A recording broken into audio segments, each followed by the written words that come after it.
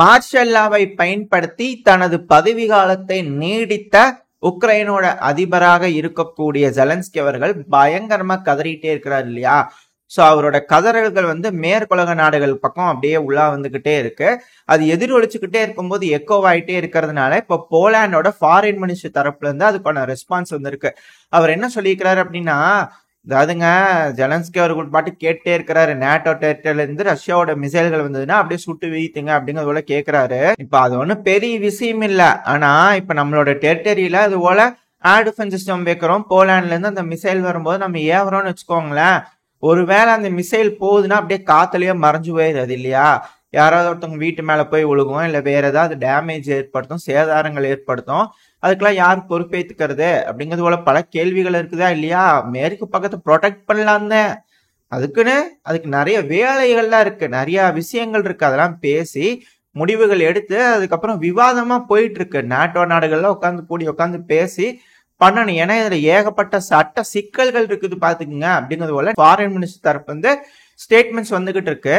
அதாவது ஏன் இது போல திரும்பி பேசிக்கிட்டே இருக்கிறாங்க அப்படின்னா, ரஷ்யா இங்க பாருங்க உக்ரைன் கேக்குறாங்க, நாங்க அதை யோசிச்சுட்டு இருக்கிறோம், அதுக்கேத்த மாதிரியான ரெஸ்பான்ஸ் சீக்கிரமா பாத்துக்குங்க. ஏன்னா இது ஒரு red line, escalation red line, இது ஒரு ரெட் லைனை நாங்க போட்டோம், நீங்க உங்களோட தரப்புல ஏதாவது ரெட் லைன் இருக்கா அப்படிங்கிறது போல ரஷ்யா கிட்ட ஒரு கேட்கறதுக்காக இது போல பண்ணிட்டு இருக்கிறாங்க அப்படிங்கிறது போல அனலிஸ்ட் தரப்புல இருந்தெல்லாம் சொல்லிட்டு இருக்கிறாங்க. இது நம்மளால புரிஞ்சுக்க முடியுது. ஏன்னா ஒரு விஷயம் நடக்கிறதுக்கு முன்னாடி இவங்க விவாதம் பண்ணிட்டே இருக்கிறாங்க இல்லையா. சோ ரஷ்யாவுக்கு தெரியுது, ரஷ்யா அதை தெரிஞ்சுக்கிட்டு யோசனை பண்ணி மறைமுகமா டிப்ளமேட்ஸ்லாம் இருப்பாங்க இல்லையா, வச்சு பேசி சீக்கிரட்டா லைன்ல ஓபன் பண்ணி வச்சு பேசிட்டு இருக்கிறாங்க இல்லையா. சோ அது போல பேசி எல்லாம் ஒரு முடிவுக்கு இரு தரப்புலயும் ஓகே அப்படிங்கும் போது ஒரு முடிவாகும் போது இது ஒரு ரெட் லைனா வரையறுக்கப்பட்டு அதுக்கப்புறம் இது நடைமுறைக்கு வரப்படும். சோ ஜெலன்ஸ்கி அவர்கள் இப்ப கதர்னதுக்கு மேற்குலக நாடுகள் ரெஸ்பாண்ட் பண்ற மாதிரி பண்றாங்க. ஆனா இது மட்டுமே ஒத்து வராது இல்லையா. அதனால ஜெலன்ஸ்கி அவர்கள் நேரா கிளம்பி எங்க போறாரு, பிரான்சுக்கு போறாரு. பிரான்சுக்கு போய் இமானுவேல் அதிபர் நான் அவர் வரணும், உக்ரைனுக்கு வரதா சொல்லிக்கிறாரு. அவர் வரும்போது ஏதோ நல்ல விஷயம் சொல்றதா சொல்லிக்கிறாரு.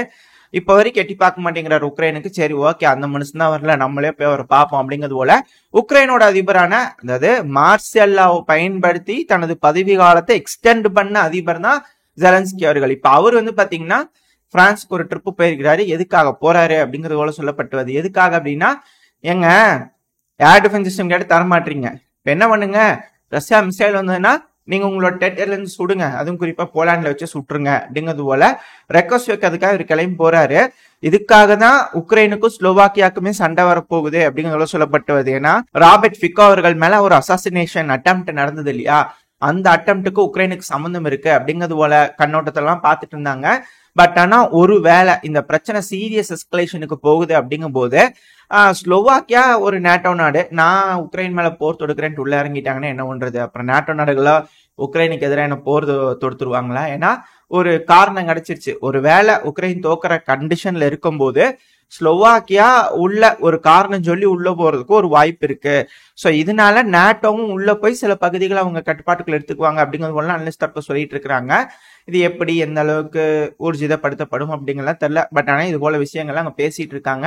ஆனா இப்போ ஒரு விஷயம் நம்மளுக்கு கிளாரிட்டியா தெரியுது, ராபர்ட் ஃபிகோ அவர்கள் கீழே இருக்கக்கூடிய ஹங்கேரியோட பிரைம் மினிஸ்டரான விக்டர் ஆர்பன் அவர்கள், இவங்க ரெண்டு பேருமே ஹங்கேரியும் சரி ஸ்லோவாக்கியும் சரி அவங்க பகுதியில இருந்து ரஷ்யாவோட மிசைல்களை சுட்டு வைத்ததுக்கு ஒத்துக்க மாட்டாங்க. போலாண்டு மட்டும்தான் இப்ப சப்போர்ட் கொடுத்தாகணும். சோ போலாண்டுக்கு தான் அதிகமான இழப்புகள் இருக்கும். ஏன்னா மிசைல்கள்லாம் வாங்கணும், என்னதான் எல்லா நாடுகளும் சேர்ந்து காசு கொடுத்தாலும் ஒரு 200-300 ட்ரோன்கள் ஒரு பகுதியிலிருந்து திடீர்னு ஏவி விட்டாங்க மேற்கு பகுதிக்கு அப்படின்னா 300 ட்ரோன்களை சுட்டு வைக்க முடியாது. பட் ஆனா அதுக்கான காசு அதிகமாயிட்டே இருக்கும், மிசைலோட காசு அதிகப்படுத்திட்டே இருப்பாங்க ரஷ்யா. செலவு பண்ணு, அதான் காசு இருக்குல்ல, பண்ணுங்க செலவு பண்ணுங்க அப்படிங்கிறது போல செலவு பண்ண வச்சுட்டே இருப்பாங்க ரஷ்யா அப்படிங்கிறது சொல்லப்பட்டுவது. சோ இந்த பகுதியில என்ன நடக்குது அப்படிங்கிறது பொறுத்து இருந்து பார்ப்போம். ஆனா இப்போ உக்ரைன்ல இருந்து ஜெலன்ஸ்கி அவர்கள் பாத்தீங்கன்னா பிரான்ஸை போய் பார்த்து எல்லாம் ஒரு வழியா ஒத்துக்கிறாங்கன்னு வச்சுக்கோங்களேன். இப்போ மேற்கு பகுதியை ப்ரொடெக்ட் பண்றதுக்காக போலாண்டு அவங்களோட ஏர் டிஃபென்ஸ் சிஸ்டம் பயன்படுத்துறாங்கன்னு வச்சுக்கோங்களேன். அந்த சமயத்துல மேற்கு பகுதியில F-16 வைக்கிறதுக்காக உக்ரைன் பெருமளவுல ட்ரை பண்ணுவாங்க. சோ F-16 ப்ரொடெக்ட் பண்றதுக்காக இது போல ஒரு நடவடிக்கை அப்படிங்கிறது போல அனலிஸ்ட் தரப்பு சொல்லிட்டு இருக்காங்க. சோ உக்ரைன் நம்ம முன்னாடி வரைஞ்சு காமிச்சிருந்தோம் இல்லையா, மேற்கு பகுதியிலே F-16 வச்சு ஆப்ரேட் பண்ண ட்ரை பண்ணுவாங்க அப்படிங்கிறது போல. இப்போ இதுக்கு கவுண்டர் கொடுக்கும் வகையில ஏதாவது ரஷ்ய தரப்புல செய்யணுமா இல்லையா. ஏன்னா ரஷ்ய அதிபரான விளாடிமிர் புட்டின் அவர்கள் பெலருஸ்க்கு இப்போ ஒரு பயணம் போயிட்டு இருக்கிறாரு. இதுக்கு நடுவில் ஒரு சின்ன செய்தி, உக்ரைனோட டிஃபென்ஸ் இன்டெலிஜென்ஸ் இருக்கு இல்லையா, அவங்க தரப்புல இருந்து ஒரு செய்திகள் சொல்லிட்டு இருக்காங்க. என்ன அப்படின்னா, எங்களுக்கு புட்டின் அவர்களோட பங்கர்லாம் நல்லாவே தெரியுங்க, எங்கெங்க இருக்குன்னு எங்களுக்கு தெரியும், எங்களுக்கு தெரியும் அப்படிங்கிறது போல அவங்க தரப்புலன்னு சொல்லிக்கிறாங்க. சரிங்க, அவர் ஒன்றும் பங்கர்ல உட்காரல, அவர் பாருங்க பெலருஸ்க்கு தான் போறாங்க அப்படிங்கிறது போல இருக்கு. கூடிய சீக்கிரத்துல தெரிஞ்சிடும் யாரு பங்கர் கடையில போறாங்க, யாரு டிராவல் பண்ண போறாங்க அப்படின்னு கூடிய சீக்கிரத்துல தெரிஞ்சிடும் அப்படிங்கிறது போல ரஷ்யா தரப்புல எல்லாம் சொல்லிட்டு இருக்கிறாங்க, அனலிஸ்ட் தரப்புல. இது எப்படி, என்ன மாதிரியான மிரட்டல்? அதாவது உக்ரைன் வந்து ரஷ்யாவோட அதிபரான புட்டின் அவர்களை மானிட்டர் பண்ணிட்டே இருக்கிறாங்களா, எந்த நேரமும் ரஷ்யா அதிபரான விளாடிமிர் புட்டின் அவர்களை எலிமினேட் பண்ணிடுவாங்களா அப்படிங்கிற கேள்விகள்லாம் தூணுது இல்லையா. எதுக்காக மிரட்டல் அப்படின்னா, ரஷ்யா வந்து ஜெலன்ஸ்கி அவர்களை அதிபரா அவங்க ஏத்துக்கல, இதுக்கு மேல லெஜிட்டிமேட் அதிபரா கிடையாது, ஏன்னா அவரோட மார்ஷல்லாவை பயன்படுத்தினா அதிபரா இருக்கிறாரு. ஸோ அந்த ஒரு காரணத்தினால, ரஷ்யா ஏத்துக்காத காரணத்தினால அவர் எலிமினேட் பண்ணதுக்கு ரஷ்யாக்கு எல்லா விஷயமும் இருக்கு, ஏன்னா அவர் மேல கிரிமினல் குற்றம்லாம் ஃபைல் பண்ணிக்கிறாங்க.